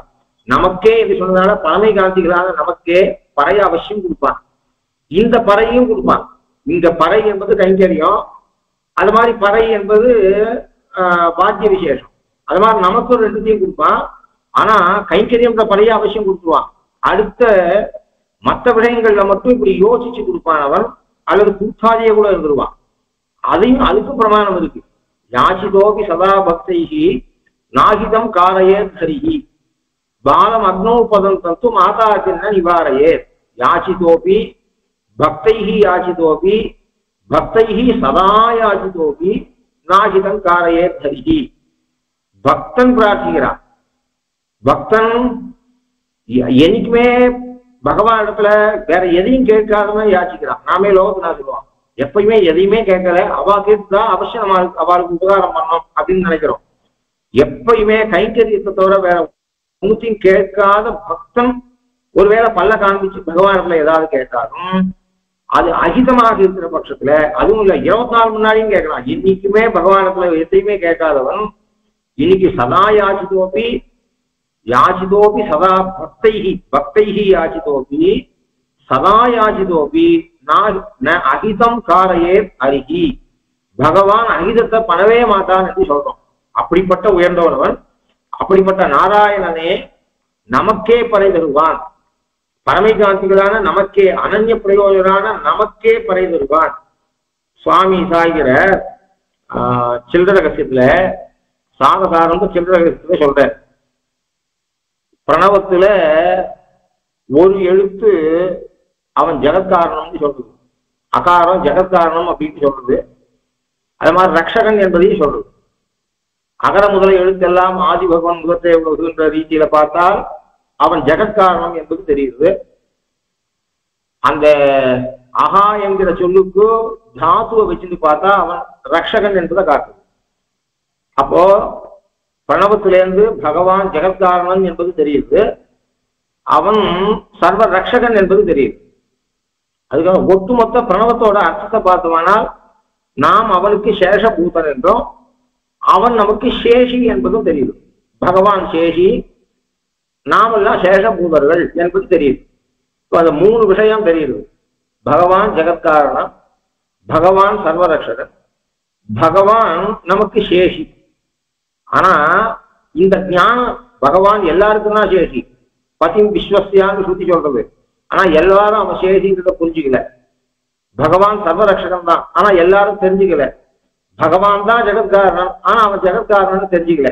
நம்ம தெரிஞ்சிருந்த நமக்கு எப்படி இருக்கு சொன்னா, ஜெகத்காரணனான அவனே காரணபூதன் தானே ரக்ஷகன் என் கையாலே ஒரு ரகசியத்தை சாட்சியா கூட சுவாமி இதே ரகசிய விஷயத்தை பற்பல கிரந்தங்கள்ல சாட்சிந்தா கூட ஒவ்வொரு கிரந்தத்திலேருந்து மற்ற கிரந்தத்துல சொல்லப்படாத ஒரு ரசமான விஷயம் அவசியம் இருந்தே தெரியும். அதனால அரைச்ச மாவு அரைக்கிறதுன்றது சுவாமி தேசிய ஸ்ரீசுக்தியில கிடையாது. ஜெகத் காரண பூதனே ரக்ஷகன் கையாலே பிதாவினுடைய ரக்ஷகத்துவம் போலே இது விஸ்வசனீயைக்கு உருப்பாம். அப்ப 3 விஷயங்கள் தெரியுற பிரணவத்திலிருந்து பகவான் உற்பாதகன், நமக்கு நம்ம எல்லாம் படைத்தவன், உலகத்துக்கு காரணமானவன் என்று தெரியுது. அப்போ பகவான் பிதா என்பது தெரியுது, ரக்ஷகன் என்று தெரியுது. லோகத்துல பிதா மாதா ரட்சிக்கிறதுக்கும் நம்ம உண்டாக்கின பிதா மாதா ரட்சிக்கிறதுக்கும் மத்தவா ரட்சிக்கிறதுக்கும் வித்தியாசமா இருக்கு. அப்போ பகவான் ரக்ஷகன்றது தெரியுது அகாரத்தாலே. ஆனா லோகத்தில் இருக்கக்கூடிய ரக்ஷகாள் காரணமா இருந்து ரக்ஷகாலா இல்லை. குழந்தைக்கு அப்பா அம்மா ரக்ஷகா, அந்த குழந்தைய டே கேர்ல கொண்டு போய் விடுறா. அந்த 4 முன்னாடி 5 முன்னாடி யார் அதை பார்த்து காப்பாத்துறா? குழந்தைய டே கேர்ல இருக்கிறதா காப்பாத்துறா. ஆனா இந்த 2 ரக்ஷகத்தும் ஒன்னாகாது. அப்பா அம்மா ஆத்துல இருக்கும் போது அந்த குழந்தைய காப்பாத்துறதுக்கும் டே கேர்ல காப்பாத்துறதுக்கும் வித்தியாசம் இருக்கு. அப்போ என்ன பண்ணலாம்? அதாவது டே கேர்ல சந்தேகம் இருக்கு. ஒரு குழந்தைக்கு டே கேர் பிடிக்கல, அப்பா அம்மா கிட்ட சந்தோஷமா இருக்கு அப்படின்னு சொல்றோம். ஏன்? அப்போ நமக்கு உற்பாதகாலே ரக்ஷகாலாக இருக்கும் போது அது நம்பிக்கைக்கு காரணமா இருக்கு. நாம என்ன பண்ணலாம்? எதுக்கு குழந்தைகள்லாம் போய் டே கேர்ல போறது? நீங்களே காப்பாத்துங்கோ, அப்பா அம்மாவே காப்பாத்துங்க. வேணும்னா பெண்கள் உத்தியோகத்தை விடுங்க, உத்தியோகத்தை விட்டுட்டு குழந்தைய காப்பாத்துங்க. குழந்தைய காப்பாத்துறதை விட உத்தியோகம் என்ன முக்கியம்னு நாம சொல்றோம். ஒரு சில சொல்லியிருக்கா இன்னைக்குன்னு வச்சுக்கோ, அதெல்லாம் எடுபடாத பேச்சா இருந்தாலும் சொல்றோம். ஏன்னா அப்பா அம்மா குழந்தைய பாத்துக்கிற மாதிரி டே கேர்ல பார்த்து கொள்ள மாட்டான். அந்த டே கேர்ல இருக்கிற 4 முன்னாடி அவ ரக்ஷகா, ஆனால் அவ உற்பாதகால் இல்லை, குழந்தைக்கு காரணபூதால் இல்லை. இப்ப பகவான் அப்படி இல்லை. லோகத்துல காரணபூதனா இருக்கான், வேற ஒருத்தனா இருக்கான், ரக்ஷகன் வேற ஒருத்தனாக இருக்கும்போது அந்த காவலை நாம் டவுட் படலாம். அவ என்ன பண்ணுவா? அத்தனை குழந்தை அவ பணத்துக்காக காப்பாத்துறா, அதனால அந்த இது இருக்காது. அதுலயே நடுவுல எல்லாம் அவ ஏதோ அந்த குழந்தைகள் தூங்குறதுக்கு சாதத்துல ஏதோ கலந்து கொடுத்துறா, இப்படி எல்லாம் நியூஸ் பேப்பர்ல பாக்குறோம். அப்போ விஸ்வசனீயதைக்கு உறுப்பு இல்லை.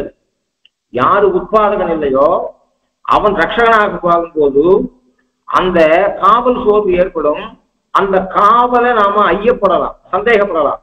ஆனால் தாயா இருக்கிறவங்க அப்படி பண்ண மாட்டா. தனக்கு தூக்கம் போனாலும் தன் தூக்கத்தை விட்டு குழந்தைய காப்பாற்றுவாரு தவிர குழந்தைக்கு ஆகாரத்துல எதையோ ஒன்றை கலந்து கொடுத்து தூக்கம் பண்றது அப்படிலாம் பண்ண மாட்டான். என்ன இருந்தாலும் அம்மா காப்பாற்றுற மாதிரியாக டே கேர்ல காப்பாற்ற மாட்டான். ஏன்னு சொன்னால் இங்க அம்மா உண்டாக்கினவள், காரணபூதையானவள், அவளே காப்பாற்றுறா, ரக்ஷகையாவும் இருக்கா.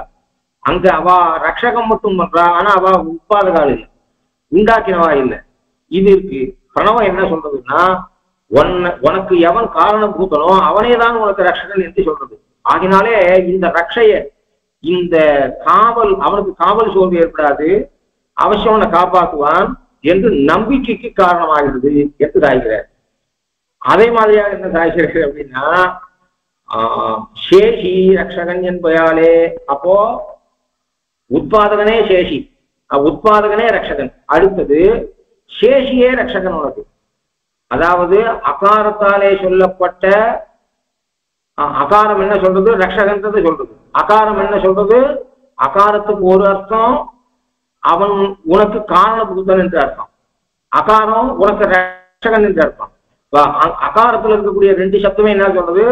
காரணபூதனானவனே உனக்கு ரக்ஷகன் என்று சொல்றது.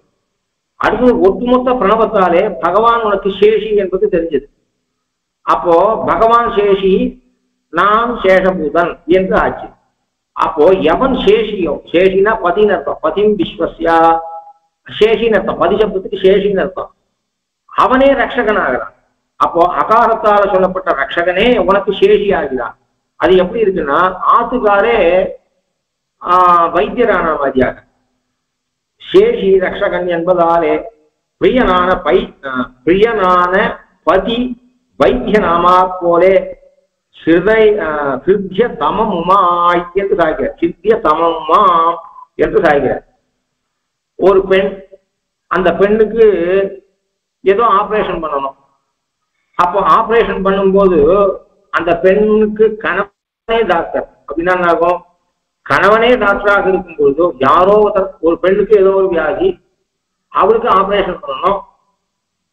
அவன் டாக்டர் ஆம்பியான் இல்லை, வேற யாரோ ஒருத்தன் அப்படின்னு சொன்னால் அவளுக்கு அந்த ஆபரேஷன் பண்ணிக்கும் போது இருக்கக்கூடிய மனநிலையும், தனக்கு இருக்க ப்ராப்ளத்துக்கு வயத்துல ஏதோ ப்ராப்ளம், அது ஸ்திரீ விஷயமான வியாதி, அதுக்கு ஏதோ ஒரு ஆபரேஷன் பண்ணிக்கணும். அப்ப ஆத்துக்காரே கைனகாலஜிஸ்ட் அப்படின்னு சொல்ற பொழுது அதுவும் அந்யோன்யமானவா, இவ ரெண்டு பேரும் தம்பதிகள் அந்யோன்யமானவான்னு சொல்லும் போது பிரியனானபதி வைத்தியநாமா போலே அந்யோன்யமான தம்பதிகள் இவளுக்கு வியாதிக்கு ஆபரேஷன் பண்ணணும். அப்ப ஆத்துக்காரே ஆபரேஷன் பண்ண போற அப்படின்னு சொன்னா அந்த அவளுக்கு எவ்வளவு சிதையங்கமா இருக்கும். அது அப்படி இருக்கிறான் பகவான் என்று இந்த பிரணவம் காட்டுறது. அப்ப அப்பாவே ப்ரொடெக்டர், ஆத்துக்காரே ஆபரேஷன் பண்ண போறவர். அப்படின்னா நமக்கு எந்த அளவுக்கு அவளுக்கு அந்த வியாதி வந்தவளுக்கு எவ்வளவுக்கு நம்ம ஆத்துக்கார் நம்ம விடமாட்ட.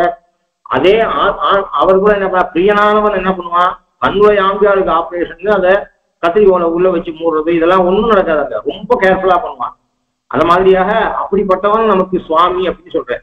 அப்போ லோகத்துக்கு எல்லாருக்கும் அப்படி இருந்தாலும் அவ தெரிஞ்சுக்கிறது இல்லை.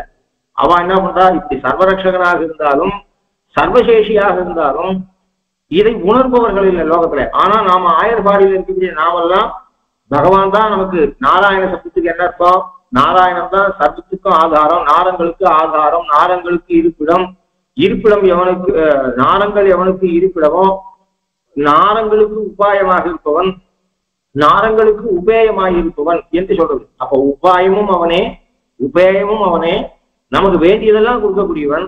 அதுவும் நாம இப்ப கேட்கிறது லோகத்தாருக்கு இந்த விரதத்துக்கு பறைய கேட்கிறோம்.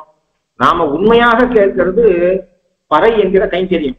அதனால அவன் நமக்கு கொடுக்காமல் போகவே மாட்டான். நான் நாராயணனே நமக்கே பறை தருவான்.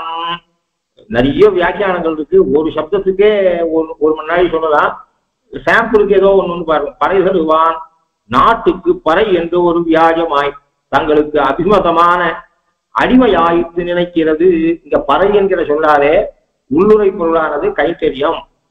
ஏனென்று சொன்னால் மேல சொல்ல போற நீராட்டம் சொல்லு கிருஷ்ண சம்ஸ்லேஷம், கிருஷ்ண குணானுபவம்ன்றது எப்படி தெரியுதுன்னா மேல சித்திருக்காரே பாசுரத்திலிருந்து தெரியுது. ஸ்பஷ்டமாவே பறை என்று சொன்னால் வாக்கிய விசேஷம் வெளியா இருக்கு.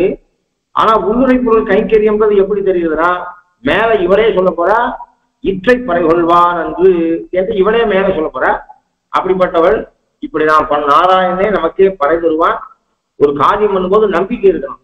நம்பிக்கையோட காரியத்தை பண்ணோம். நாம அனன்ய பிரயோஜனால் நமக்கு பகவான் கைங்கரித்த கொடுக்காமல் போகவே மாட்டான். ஆகினால பாரோர் புகழப்படிந்து இதை கொண்டாட போறான். அவா பிரகாரம் மழையும் கொடுக்க போறான். ஏன் என்ன ஆகும்னா நமக்கு கைங்கரியம் முக்கியம், லோகத்தாருக்கு துர்பிக்ஷம் வந்திருக்கிறதுனாலே மழை முக்கியம். அவன் என்ன பண்ணுவான், மழை வராட்டா வெய்யுவா. ஏன் அப்படின்னு சொன்னா நாம கடைசியில போய் கைங்கரியத்தை மட்டும் நமக்கு மழை பெய்யாமல் போயிட்டா ஆயர்கள் வெய்ய ஆரம்பிச்சிருவா. அப்போ என்ன ஆகும், அடுத்த தடவை ஏதாவது நம்ம கிருஷ்ணனோட சேர விட மாட்டா. நீங்க பண்ண பிரதமும் ஆச்சு, கிருஷ்ணன் மதுவும் ஆச்சு, எங்க மழை பெஞ்சது, மறுபடியும் நம்ம நிலவரைகள்ல போட்டு கூட்டிடுவா. அப்படியும் விடமாட்டான் பகவான். நம்ம இனிமேல் ஒரு தடவை ஆசிரிச்சுட்டா பகவான் பிணை குடிக்கிலும் போக விட்டாரே நம்ம விடமாட்டான். அதனால் நமக்கு வேண்டிய கைங்கரியத்தையும் அவசியம் பகவான் கொடுக்க போறான். லோகத்தாருக்கு வேண்டிய மழையும் கொடுக்க போறான். ஆகையினாலே பாரோர் புகழ என்றதுனாலே கிருஷ்ணனை தூஷிக்கிறவாலும் கொண்டாடும்படியாகவும், இத்தனை காலமும் கிருஷ்ணனையும் நம்மையும் பிரிச்சு வச்சவாலும் கொண்டாடும்படியாகவும், நமக்கு பறை என்கிற சொன்னாலே நாம எதை வேண்டியமோ அதையும் கொடுக்க போறான். ஆகையினால அப்படி குற்றம் சொல்லவர்கள், நம்மையும் கிருஷ்ணனையும் புரிந்து கொள்ளாதவர்கள், நம்மை நிலவரைகளிலே பூட்டி வைத்தவர்கள், அவர்களும் கொண்டாடும்படியாக. அது எப்படின்னா இந்த விரதம் முடிஞ்சாவிட்டு மழை பெய்யறது இல்லை, விரதம் ஆரம்பிக்கும் போதே மழை வந்துட்டு போறது, ஆரம்பத்திலேயே மழை வந்துட்டு போறது. அதனால ஆரம்பத்திலேயே மழை வந்துடுத்து அப்படின்னு அவ சந்தோஷப்பட போறா. அப்போ நம்மையும் கிருஷ்ணனையும் பிளேம் கேம் வரப்போறது இல்லை. கிருஷ்ணன் அவசியம் மழையும் கொடுத்துட போறான். ஆகினால் நமக்கு வேண்டிய கைங்கரியத்தை கொடுக்க போறான். பாரோர் புகழப்படிந்து என்று அதுல சாஜா ஏலோ ரம்பாவான்றதுக்கு அர்த்தத்தை நிறைய ஒவ்வொரு பாசுரத்திலையும் வருது. மேல ஒரு பாசுரத்துல பார்த்துப்போம். இனி கொஞ்சமாக இரண்டாவது பாசுரத்துடைய ஆரம்பத்தை சொல்லி முடிப்போம். இரண்டாவது பாசுரம், வையத்து வாழ்வீர்கள் நாமும் நம்பாவைக்கு செய்யும் கிரிசைகள் கேளீரோ, பாற்கடலுள் பையத்து என்ற பரமன் அடிபாடி நெய்யுண்ணோம் பாலுண்ணோம் நாட்காலே நீராடி மையிட்டெழுதோம் மலரிட்டு நாமுடியோம் செய்யாதன செய்யோம் தீக்குறளை சென்றோதோம் ஐயமும் பிச்சையும் ஆந்தரையும் கைகாட்டி உய்யுமாறெண்ணி உகந்தேலோ நம்பாவாய். ஒரு விரதம்னு இருந்தால் அந்த விரதத்துக்கு நியமங்கள்னு ஒண்ணு இருக்கும். ஏகாதசி விரதம் எது சொன்னால் அதுக்கு அன்னைக்கு எதுவும் சாப்பிடக்கூடாதுன்றது விரதம் இருக்கு. பகவத் தியானத்துல போகணும், அதனால ஆகாரம் சுவீகரிக்கக்கூடாது, முதல் நாள் ராத்திரி சங்கல்பம் பண்ணிக்கணும் என்றெல்லாம் இருக்கு. அத மாதிரி ஸ்திரீகளுக்கு ஏகாதசி அன்னைக்கு அவ மையிட்டுக்க கூடாது, அதிக புஷ்பம்லாம் சொல்லு. அன்னைக்கு ஸ்திரீகளானவள் ஆத்துல இருக்கக்கூடிய ஸ்திரீகளானவா அலங்காரங்கள்லாம் தவிர்க்க வேணும். இப்படி நியமங்கள் நிறைய இருக்கு. ஒரு விரதம்னு இருந்தா அதுக்கு அவசியம் நியமங்கள் இருக்கும். அப்போ இந்த மார்கழி நோன்பு இருக்கே, இந்த மார்கழி நோன்பு காலத்துல, இந்த பிரதானுஷ்டான காலத்துல தவிர்க்க வேண்டியது என்ன, பண்ண வேண்டியது என்ன, பரித்தியாஜ்யம் என்ன, பரிகிராசியம் என்ன என்பதை இந்த பாசுரத்துக்கு சாய்க்கிறார். இது பரமை காலத்துடைய வாழ்க்கையிலேயே கடைபிடிக்க வேண்டியது. இந்த நாள் மட்டும் இல்லை, ஒவ்வொரு நாளுமே. ஏகாதசி இதுவானா அப்படி பண்ண முடியாது. ஏகாதசியில சாப்பிடாம இருக்கிறது 30 நாள் சாப்பிடாத இருக்க முடியாது, 365 நாள் சாப்பிடாத இருக்க முடியாது. அது ஆனா ஹரிநாம சங்கீர்த்தனம் அன்னைக்கு மட்டும்தான் பண்ணணும், மற்ற நாள் பண்ணாங்க. அன்னைக்கு விசேஷிச்சு பண்ணணும் அப்படின்னு. அப்போ மார்கழி மாசத்துல பிம்மால, அதாவது பிரம்ம முகூர்த்தத்துல பகவானுக்கு திருவாராதனம் பண்ணால் அதுக்கு பலன் ரொம்ப சொல்லியிருக்கு. பல்லாண்டுகள் பகவானை ஆராதனம் பண்ணதான பலனானது மார்கழி மாசத்துல பிரம்ம முகூர்த்தத்துல ஒரு நாள் திருவாராதனம் பண்ணதால கிடைக்கிறதுன்னா, குயிர்த்தியா இருக்கிறதா என்ன பண்ணுவா, அப்போ ஒரு நாள் நான் சத்தையா பண்ணிவிடுறேன், 30 நாளும் நான் திருவாராதனம் பண்ண மாட்டேன், இல்ல வாழ்க்கையிலேயே திருவாராதனம் பண்ண மாட்டேன், ஒரே ஒரு நாள் மார்கழியில பிம்மால பிரம்ம முகூர்த்தத்துல பகவானுக்கு திருவாராதனம் பண்ணிட்டா போதும். அதுதான் சொல்லியிருக்கேன். எல்லா நாளுக்குமே பல பல வருஷம் திருவாராதனம் பண்ணதுக்கு சமம்னு. அது இந்த நாள்ல பண்றதுடைய மேன்மையை சொல்றதோ, அதுக்காக மற்ற நாள்ல திருவாராதனத்தை விட்டுன்னு சொல்ல வந்ததில்லை. பகவானுக்கு சாலக்கிராமம் மூர்த்தி திருமஞ்சனம் பண்றோம். திருமஞ்சனம் பண்ண பிற்பாடு அந்த மூர்த்தியை சரியாக தொடைக்கல, வஸ்திரம் நல்லா உலர்ந்த வஸ்திரமா இருக்கணும், பகவானை நல்லா தொடச்சி ஏழை பண்ணணும். அப்படி தொடச்சி ஏழை பண்ணாட்டா ஒரு வருஷம் திருவாராதனம் பண்ண பலன் போயிடுது அப்படின்னு சொல்றது. ஒரு நாள் மூர்த்திய சரியாக தொடைக்காம ஏழை பண்ணிட்டோம், சொதசுதான் ஜலம் இருக்கும்படியாக அஷ்டத்தை திருவாராதனம் போது அஷ்டத்தினால பண்ணிட்டோம்னு சொன்னா ஒரு வருஷம் திருவாராதனம் பண்ண பலன் போயிடுதுன்னு இருக்கு. இதுல பயப்படணும். அதை விட்டுட்டு, அதாவது எந்த பிரமாணம் எதுல நோக்குடையது என்பதை நல்லா புரிஞ்சுட்டு பண்ணலாம். சாஸ்திர விஷயத்துல விபரீதமான யுக்தியை பண்ணக்கூடாது. இந்த பயம் இங்க இருக்கணும். ஐயோ நாம இப்படி ஏழை பண்ணிட்டா நமக்கு ஒரு வருஷம் திருவாராதனை பண்ண பலன் போயிடுமே, அப்ப நாம சத்தையா அந்த வஸ்திரத்தை நல்லா உலர்த்தி வச்சு நல்லபடியா பகவானுக்கு பண்ணணுமேன்ற எண்ணம் இருக்கணும். அப்போ ஒரு சில விஷயங்கள் எல்லாம் அந்த வயசானவா முடியாதவாளுக்கு ஏகாதசி அன்னைக்கு ஒரு நீராகாரம் சாப்பிடலாம் அப்படின்னு சாஸ்திரம் சொல்லிருக்கு. அதுலயே நியமங்கள் இருக்கு. நியமத்துக்கு வயசானவா, அதாவது காலை கட்டி போட்டு சாஸ்திரம் ஓட சொல்லாது, அசக்கியம் ந விததாதி சாஸ்திரம். அப்போ அதனால அதுக்கு சொல்லியிருக்கு. அப்போ ஒரு சில விரதத்துக்கு சொல்லப்பட்ட நியமங்கள் அந்த விரத காலத்துல மட்டும் அனுப்பிக்க முடியாது. இல்லை, ஏகாதசி விரதம் சாப்பிடப்படாது இன்னைக்கு, அதை 365 நாளும் சாப்பிடாம இருக்க முடியாது. ஆனா ஏகாதசி விரதத்தன்னைக்கு பகவான் நாம சங்கீர்த்தனம் பண்ணிட்டு பகவத் தியானம் பண்ணுன்னு சொன்னா அதை மற்ற நாள்ல பண்றது தோணை கிடையாது. ஏகாதசி அன்னைக்கு மட்டும்தான் சொல்லியிருக்கு. அப்ப மற்ற நாள்ல இருந்து நான் பகவானையே நினைக்க மாட்டேன் அப்படின்னு சொல்லக்கூடாது. அப்போ இதுல சொல்லியிருக்கக்கூடிய இந்த நோன்புக்காக இவள் இந்த இடத்துல ஒரு 6 விஷயம் சாய்க்கிறார் ஆண்டார். சொல்லியிருந்தாலும் வாழ்க்கையிலேயே இருப்பா, நாம் ஒவ்வொரு நாளுமே இதை கடைபிடிக்கலாம். பிரம்ம முகூர்த்தத்துல தீர்த்தம் மாறுறது, பகவான் நாம சங்கீர்த்தனம் பண்றது, தீக்குறளை சொல்லாம இருக்கிறது, ஊர் மம்பளப்பு அதெல்லாம் இல்லாம, நாய் கிடைக்கிறதே ரொம்ப குறைவு, கலியுகம், நமக்கு எத்தனையோ விருத்தி லௌகிய விருத்தி எல்லாம் விட முடியல, நாய் கிடைக்கிறதே குறைவு. அந்த காலத்துல பகவத் சிந்தனை நல்ல புத்தகங்களை செய்ய பண்ணலாம். அதாவது ஊர்வம் பிளப்பு, 10 சேனல்ல நியூஸ் பார்க்கறது, ஒரே நியூஸை 10 விஷயத்துல பார்க்கறது, இதனால ஒன்றும் பிரயோஜனம் இல்லை. அதனால இதுல சொல்லப்பட்டிருக்கிறதெல்லாம் வாழ்க்கைக்கு ஆண்டாள் இந்த நோன்புக்காக கிருத்தியாகிருத்திய விவேகம் பண்ணும்படியான பாசுரமாக இருந்தாலும் கூட இது நம்ம வாழ்க்கைக்கே தேவையானதாக இதுல சொல்றாங்க. அதனால அப்படிப்பட்டவாளை கூட்டு வையத்து வாழ்வீர்கள் என்று சம்போதனம் பண்ணி அவளை பத்தி சொல்றா. வையத்து வாழ்வீர்கள், வையத்துல வாழறவா அப்படின்னு சொன்னா வாழாதவாளை பார்த்து சொல்ல முடியுமா? எல்லாருமே வாழறவா தானேன்னா மூச்சு விட்டுருக்குவா, வாழறவாளாக கணக்கு கிடையாது. அசன்னே வசபோதி, எவன் ஒருவனுக்கு சத்து அசத்து, லோகத்துல நாஸ்திகன் ஆஸ்திகன் சொல்றான். தெய்வத்தை ஒத்துக்கிட்டான்னா அவன் ஆஸ்திகன், தெய்வத்தை ஒத்துக்காதவன் நாஸ்திகன் சொல்றான். அப்படி அர்த்தம் இல்லை. பிரம்ம விஷயக ஞானம் கொண்டவன் ஆஸ்திகன் சத்து, பிரம்ம விஷயக ஞானம் இல்லாதவன், பிரம்ம ஒண்ணு இருக்கு அப்படின்னு அனுமானத்தால பிரம்மத்தை பண்ணி நினைச்சதெல்லாம் நடந்துருச்சுன்னா தெய்வம் ஒண்ணு இருக்காது. நாம நினைச்சதெல்லாம் எப்ப நடக்கலையோ நம்ம மீறின ஒரு சக்தி இருக்கு, அப்ப கண்டிப்பாக பகவான் ஒருத்தன் இருக்கணும் அப்படின்னு நினைக்கிறவா சத்துக்கள் இல்லை. சாஸ்திரத்தை கொண்டு பகவானை தெரிஞ்சுக்கணும். அந்த பகவான் இன்னவன் என்று தெரிஞ்சு கொள்ள வேண்டும்.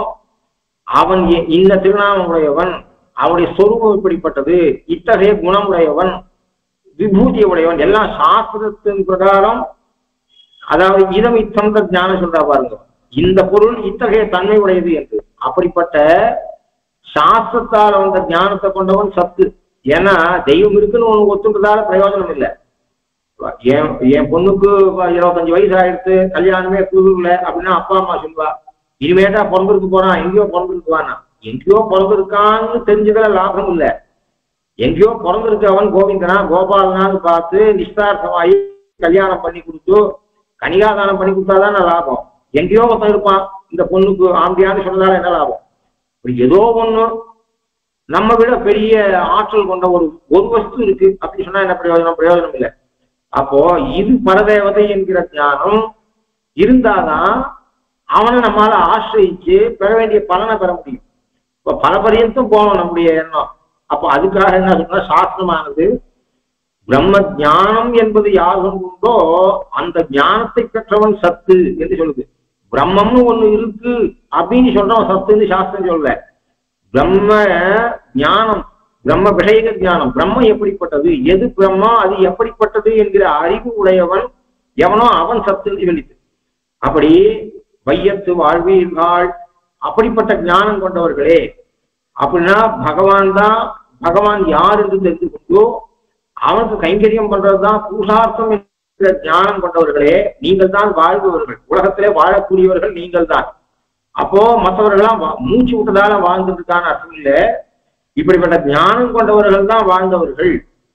வையத்து வாழ்வீர்கள் நாவலம் பெரிய தீவினில் வாழும் நங்கமீர் அப்படின்னு சொல்ற ரீதியில அப்போ வாழ்ந்தவர்களே, வாழ்ந்து கொண்டு இருப்பவர்களே, இந்த கிருஷ்ணனை அடையணும் என்பதற்காக இந்த கோச்சில வந்து சேர்ந்திருப்பவர்களே, அந்த துறை உடையவர்களே, பகவத் கைங்கரியத்திலே புத்தி உடையவர்களே, இப்படிப்பட்ட நீங்கள் கிடைக்கிறது என்பது எப்படி தெரியுமா? நல்ல கோஷ்டிக்கு மனுஷா கிடைக்கிறது என்பது எப்படிப்பட்டதுன்னா இந்த இடத்துல தாமரை பூத்தா மாதிரியாக இப்படிப்பட்ட சத்துக்கள் என்பது இந்த பூமியில இருபத்தொருமா ஞானத்துல இப்படிப்பட்ட எண்ணம் கொண்டவனாக இருக்கிறது என்பது ஒரு தணல்ல தாமரை பூத்தா மாதிரி. குளத்துல தாமரை பூக்கிறது அதிசயம் இல்லை, ஒரு தணல்ல தாமரை பூத்தா மாதிரி. அதனால அப்படிப்பட்ட அதிகாரி தௌர்லபியத்தை சொல்றது. அப்படி இருந்தும் கூட இந்த நோன்பு நோக்கணும்னு சொல்லும் பொழுதோ இந்த 5 லட்சம் குடியில் இருக்க இத்தனை 1000 சிறுவர்கள் இங்கு வந்திருக்கிறீர்கள் என்று சொன்னால் மகிழ்ச்சியை தெரிவிக்கிறார். வையத்து வாழ்வீர்கள், நாம் பார்த்தது காலக்ஷேபத்துக்கு 2 பேர் 3 பேர் வந்து உட்காருவான்னு பார்த்தா ஜடால், அதுவும் பகவத்கீதை காலக்ஷேபம்னா ஒரு 50 பேர் 40 பேர் உட்காரத்துக்கு வாய்ப்பு உண்டு. உபன்யாசம்னா 100 பேர் உட்காருவார். உபன்யாசம் சத்திய காலக்ஷேபமா சொல்றேன்னா 10% உட்காருவார். ஸ்ரீபாஷ்ய காலக்ஷேபம்னா சிங்கிள் டிஜிட் ஆயிடும். ஆகையால் அது என்ன தெரியுதான், ஒரு ஸ்ரீபாஷ்ய காலக்ஷேபம் 50 பேர் உட்காந்து கேட்கறா ஸ்ரத்தையா அப்படின்னா அது மூக்கு மேல விரல வைக்க வேண்டிய விஷயம் ஆயிடும். அப்போ சந்தோஷம் சொல்றவாருக்கு, அப்பா இவ்வளவு பேர் சிங்கிள் டிஜிட் இல்லாம டபுள் டிஜிட் ஸ்ரீபாஷ்யம் கேட்கிறாளா அப்படின்னு ஒரு சந்தோஷத்தை ஏற்படுத்தும். அப்படி இந்த விரதத்தை அனுப்பிச்சு கிருஷ்ணனுடைய கைங்கரியத்தை பிரார்த்திக்கணும்னு நான் கூட்ட பொழுதும் இத்தனை பேர் கூடி இருக்கிற சந்தோஷத்தால் அவள் என்ன சொல்றா, வையத்து வாழ்வீர்கள் சொல்றா. அப்புறம் இந்த பாவைக்கு நாம பண்ண வேண்டியது என்ன? நாமும் பாவைக்கு செய்யும் கிரிசைகள் கேடீரோ. செய்யும் கிரிசைகள், செய்ய வேண்டிய கிரிசைகள்னு சொல்லிட்டு செய்யக்கூடாத கிரிசைகள் ஒரு சிலத்தை சொல்றா, செய்ய வேண்டியதை சொல்றா. அப்ப செய்யக்கூடாது என்று சங்கல்பம் பண்ணிக்கிறதுனாலே செய்யக்கூடாத கிரிசைகளும் செய்யக்கூடிய கிரிசைகளாக மாறிடும். அதாவது நான் தீக்குறளை சென்று ஓத மாட்டேன் என்று சங்கல்பம் பண்ணிக்கிறது பாவரூபம்.